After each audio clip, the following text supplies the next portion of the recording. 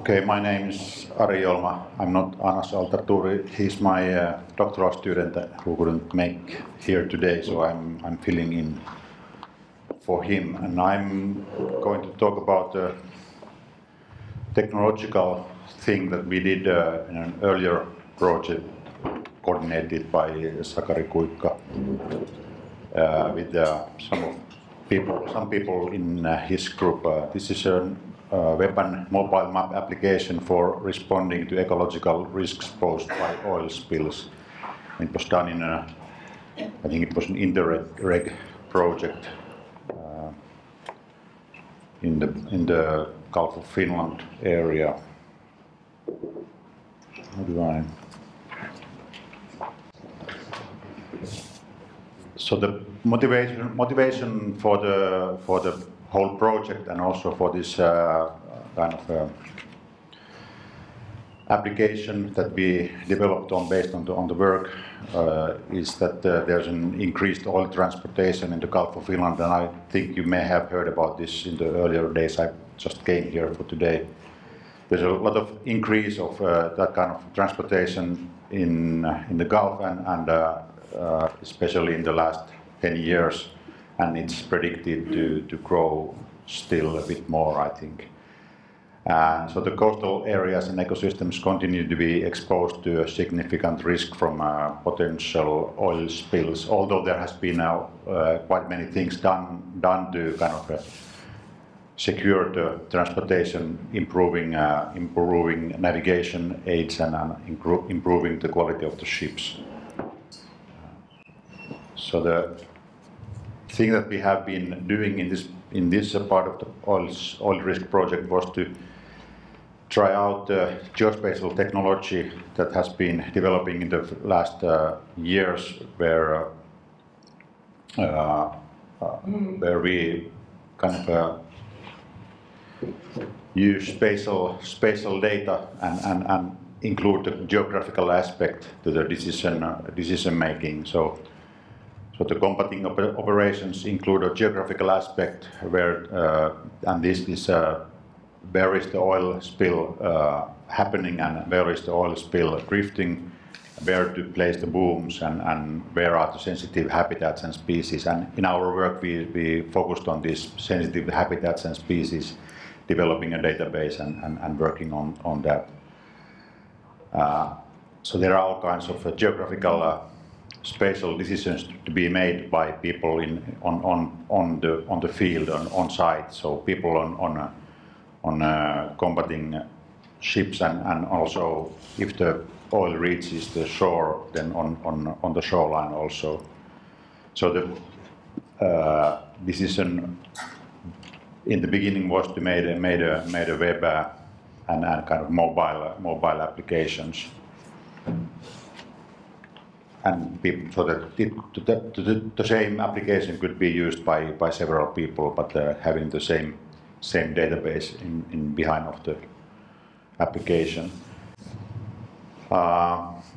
Information needed during the response is that people need to know about oil spill location and the drifting prediction and define the shoreline segments or parts which are likely to be oiled. What we have done is only a part of the kind of the whole big picture of oil spill combating in Finland, and the main responsibility is in the Finnish Environment Institute, which is developing a larger system, and our point of view was to look into this ecological values and also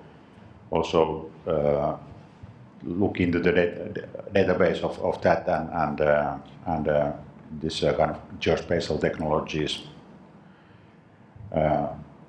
application. Prioritization of the nature values to be protected. That's an important part of the work, and it's kind of emphasized because of the complex shoreline. You may have noticed that along the Finnish coast of the Gulf of Finland we have lots of islands and jagged shoreline. And so there might be limited resources and short time for responding because of the long coastline, and because of the weather may change, and that lead to oil spill going into unpredicted places. Also, we wanted to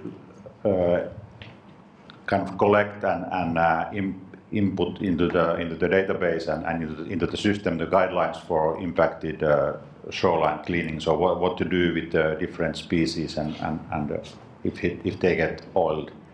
So the appropriate cleaning methods to be applied based on the occurrence of species and habitats to avoid the additional harm which might be caused by improper cleaning procedures.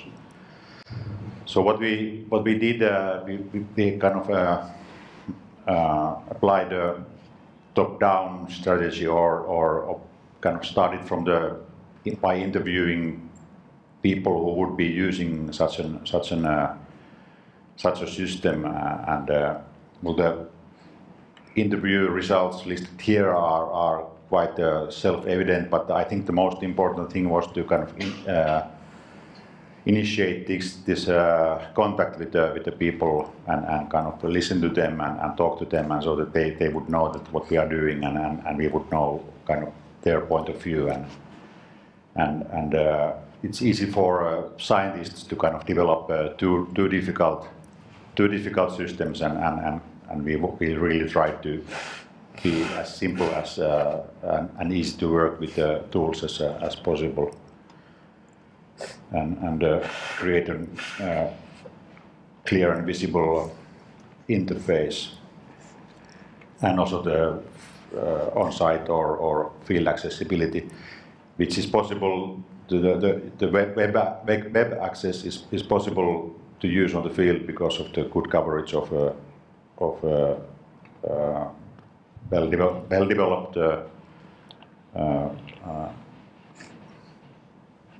wireless systems now in Finland. So we were considering several system functionality things in the development and usage context. Basically, this is kind of extending the standard web map applications that you now have, the Google Maps and Bing Maps and such things, and we are using actually the Google data behind our tool. But we were also kind of thinking the usage context and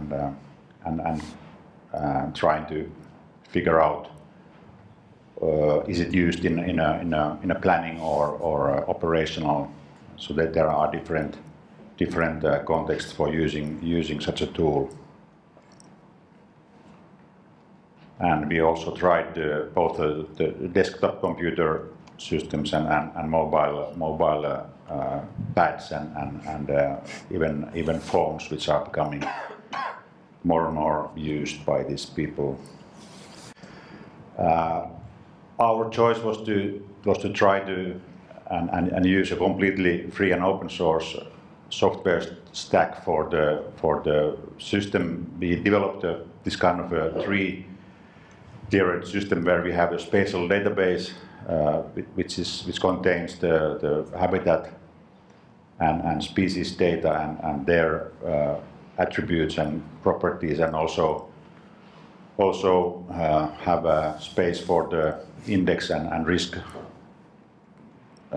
outputs, risk analysis outputs, which are done in the second tier in the server-side application stack, and we have this index analysis and also then the server-side, these services. These are the web map service and web feature service, the WMS and WFS, which are standardized services for serving geospatial data to internet clients, which are usually in a web browser or similar applications. So the web map service provides background maps, and the web feature service provides these features and data on more detailed data, and all these libraries we used are free and open source. So there's no restrictions on kind of distributing the system and maybe moving it from our university context into some other place. And also it's free and open source, but there's a restriction on the use of the database because it's a rare and vulnerable species. So people who maintain these data and collect these data, they don't want it to be kind of publicly available. But so the system is available for or it's behind a username and password protection. So this is a screen which I opened before the talk. It's a standard web access, but it required my username, and so it started. So we have what we have in the background is a basically standard. Right now it's Google Map, but we can have different types of base layers. In this version, we have only the Google and different Google layers, but we could add their Finnish national maps and similar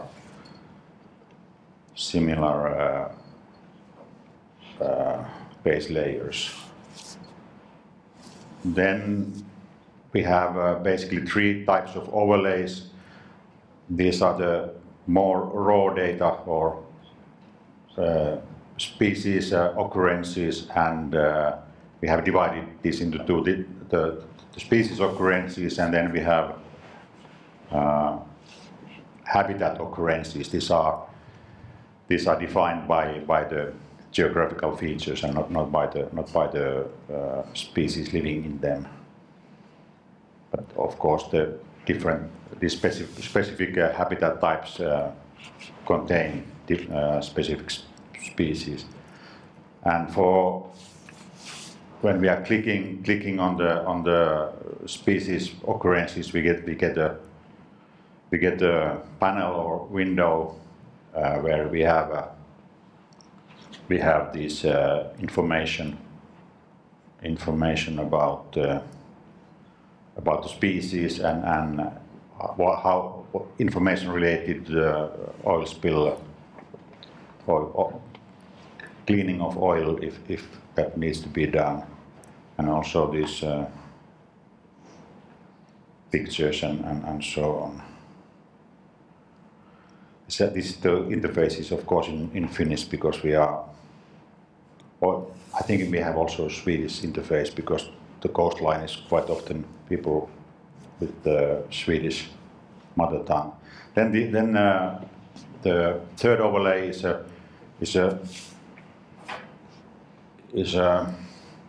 kind of a standardized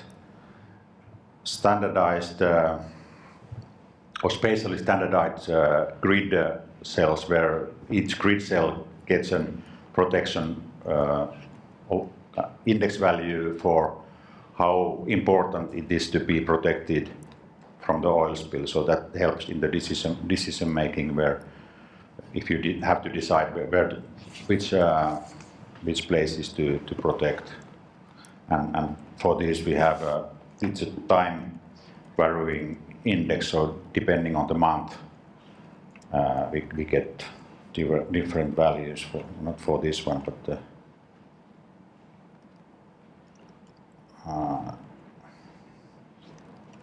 it should be different for each month. And there are small selection of different standard tools for measuring areas and measuring lengths and picking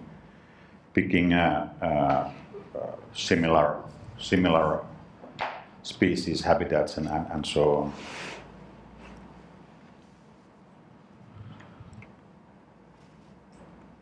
I think that's the short demo that I can give you, so time is going, and thank you for your attention. The team was developing this application was led by me, but the practical work was mostly done by Anna Saltaturi and then these people from Sakkes Group and from the Environmental Authority. Thank you.